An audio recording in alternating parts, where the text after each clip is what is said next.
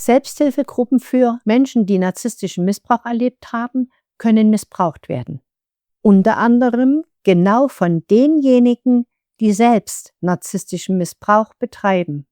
In diesem Fall wird die Selbsthilfegruppe als willkommene Bühne benutzt, um narzisstische Kontrolle, Abwertung fein säuberlich in einer angeblichen Opferrolle zu verstecken und zu tarnen. Mein Name ist Iris Straube und ich begleite dich auf deinem Weg zu einem selbstbestimmten Leben. Menschen, die narzisstischen Missbrauch erlebt haben, kennen sehr gut, wenn sich in einem Raum alles um eine einzige Person dreht und alle anderen zu einer Bühne degradiert werden. Als Bewunderer, als Bestätigungsgeber, als Bemitleider, als einseitige Unterstützer und so weiter einer einzigen Person zu dienen haben. An so einem Punkt entsteht die entscheidende Frage: Ist das hier noch ein Raum für gegenseitige Hilfe oder kippt es allmählich vielleicht in eine zweckdienliche Veranstaltung für einen bestimmten Menschen? Damit meine ich, dass es völlig normal ist, wenn in einer Selbsthilfegruppe mal die Probleme des einen und mal die Probleme des anderen im Vordergrund stehen. Aber in einer Selbsthilfegruppe suchen nicht alle Teilnehmer immer dasselbe, bloß weil Selbsthilfegruppe an der Tür steht oder als Überschrift eines Zoom-Meetings. Entscheidend ist, was in diesem Raum geschieht. Wird dort wirklich Selbsthilfe möglich? Werden die Menschen dort klarer, freier, handlungsfähiger? Oder beginnen sie ganz allmählich wiederum auf Eierschalen zu gehen oder um eine bestimmte Person vorsichtig herumzutanzen? Leider können auch in solchen Gruppen Dynamiken entstehen, in denen Schuld, Angst oder Abhängigkeit gefühlt werden können. Gerade Selbsthilfegruppen für Menschen, die narzisstischen Missbrauch erlebt haben, gilt es meiner Meinung nach besonders zu schützen vor der Unterwanderung von insbesondere verdeckten, vulnerablen Narzissten. Da in diesen Räumen ja gilt, die Wahrnehmung und die Erzählung von den einzelnen Mitgliedern nicht anzuzweifeln, sie nicht zu beschämen, sie nicht für von außen zugefügte Verletzungen verantwortlich zu machen, sondern gegenseitig Mitgefühl, Orientierung und Halt zu geben. Das sind natürlich alles sehr gute Werte, durch die gerade solche Selbsthilfegruppen eine wirkliche Hilfe sein können für Menschen, die durch Narzissten Gaslighting, Beschämung, Wahrnehmungsverzerrung, Absprechen der eigenen Realität und so weiter erfahren haben. Und genauso kann es für Narzissten eine reizvolle Einladung sein, sich dort die nötige narzisstische Zufuhr auf Kosten der anderen Teilnehmer zu erschleichen. Bekanntermaßen können Narzissten ja auch manchmal in bestimmten Lebenssituationen oder wenn sie älter werden oder wenn schon der ein oder andere den Kontakt zu ihnen abgebrochen hat, die narzisstischen Zufuhrquellen regelrecht ausgehen oder schlicht und ergreifend nicht mehr so regelmäßig zur Verfügung stehen.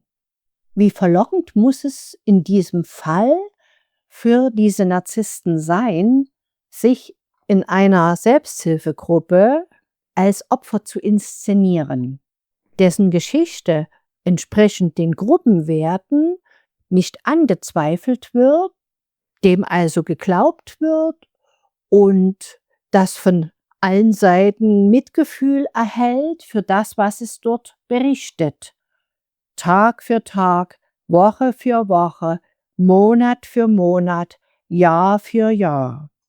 Wenn es dann dem einen oder anderen Gruppenmitglied auffällt, dass die Themen einer bestimmten Person immer wieder den größten Raum einnehmen und jeder Vorschlag von den Teilnehmern zu einer Lösung, zu einer Erkenntnis, zu einer Weiterentwicklung abgelehnt werden, ist so eine Gruppe häufig bereits in einer neuen narzisstischen Dynamik gefangen, in der der konfrontierende Teilnehmer, der Rückfragen stellt zur Situation einer bestimmten leidenden Person, zum Täter gemacht wird. Also sozusagen eine Täter-Opfer-Umkehr ganz schnell aus dem Hut gezaubert wird, wodurch natürlich solche Gruppen gespalten werden und es zum perfekten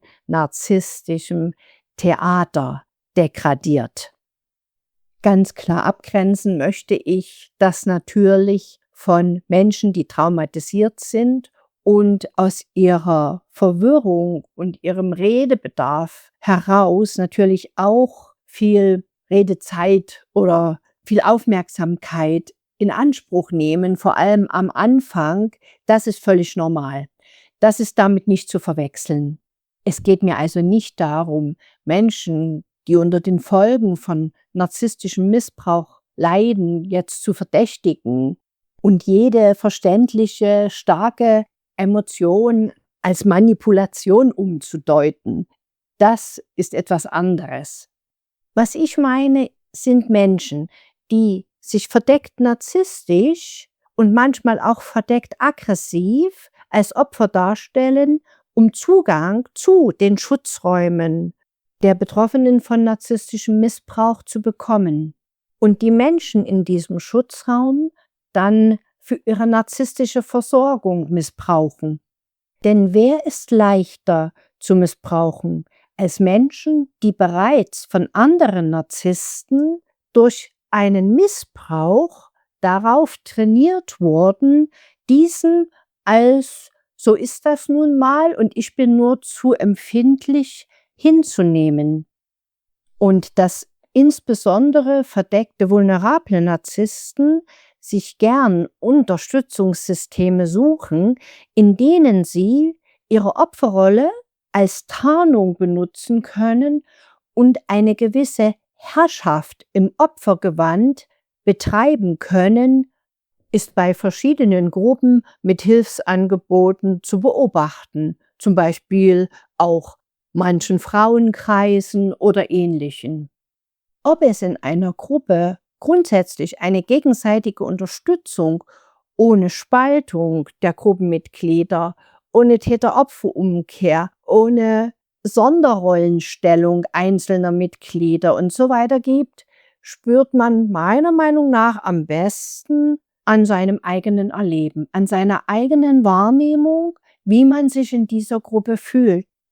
Wenn Menschen wirklich lange Zeit narzisstischem Missbrauch ausgesetzt waren, zum Beispiel beim Aufwachsen in der Herkunftsfamilie, ist es aus meiner Sicht fast eine rote Flagge, wenn sie sich, ich sag mal, in so einer Gruppe so wie früher zu Hause fühlen.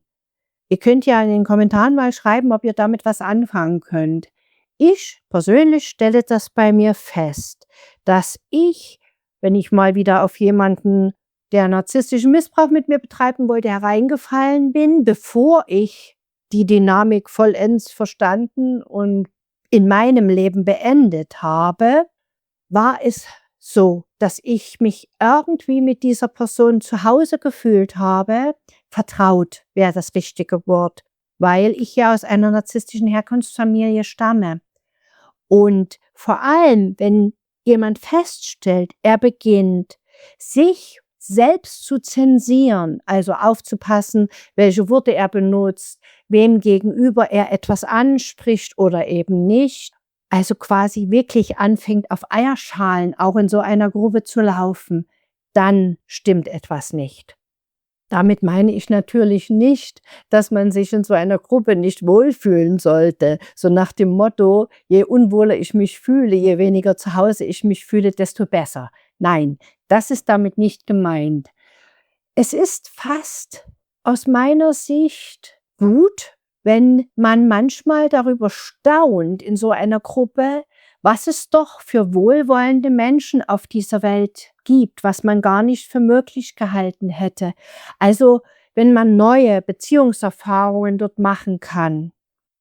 Das Ziel, raus aus narzisstischem Missbrauch und draußen bleiben, bedeutet, sich nicht wieder hineinziehen zu lassen in Schuldgefühle, in irgendeine emotionale Steuerung, auch nicht hineinziehen zu lassen in eine neue Rangordnung, nenne ich es mal, in der es wieder ein Oben und Unten gibt, in der sich wieder irgendwelche Menschen auf ein Podest stellen und auf andere herabschauen und diese auch, wenn noch so subtil, abwerten. Deshalb ist aus meiner Sicht das Kriterium der tatsächlichen Augenhöhe zwischen den Mitgliedern auch eine zentrale Frage. Oder ob zum Beispiel auch irgendwann beginnt, eine Art Konkurrenz zwischen Einzelnen stattzufinden. Zum Beispiel, wer ist das größte Opfer, wer hat das größte Leiden? Das sind natürlich alles rote Flaggen. Dass Menschen, die den narzisstischen Missbrauch in ihrem Leben, zum Beispiel durch Kontaktabbruch zu bestimmten Personen beendet haben, wie angeschossene Rehe sein können, das ist sicherlich euch nun aus eurer eigenen Erfahrung bekannt. Und angeschossene Rehe, um bei dem Bild zu bleiben, brauchen bis zu ihrer Heilung besonderen Schutz. Menschen, die narzisstischem Missbrauch entkommen sind, bleiben anfangs meiner Meinung nach noch sehr empfänglich für fremde Schuldzuschreibungen, auch dafür, an ihrer eigenen Wahrnehmung schnell zu zweifeln, ihr weniger zu vertrauen, weil das ja ihre Realität von vielleicht langer Zeit war, dass sie das tun mussten, weil ihnen permanent durch Gaslighting, durch Wahrnehmungsverzerrung ihre Realität in Frage gestellt wurde. Und wenn sie selbst empathische, wohlwollende, mitfühlende Menschen sind, dann wollen sie den anderen nicht das antun, was sie selbst erlebt haben. Also werden sie den eingeschlichenen Narzissten erst einmal glauben wollen und ihre Opferdarstellung nicht in Frage stellen. Es ist ohne Frage ein besonderer Wert einer solchen Selbsthilfegruppe, den Teilnehmern zu glauben. Und das muss auch gar nicht zu einem Problem werden, wenn man die Muster von denjenigen erkennt, die das für ihre narzisstische Versorgung missbrauchen. Letztendlich besteht in diesen Gruppen, genau wie in allen anderen Lebensbereichen, die Herausforderung, ihre wertvollen Eigenschaften nicht mehr von Narzissten ausnutzen zu lassen.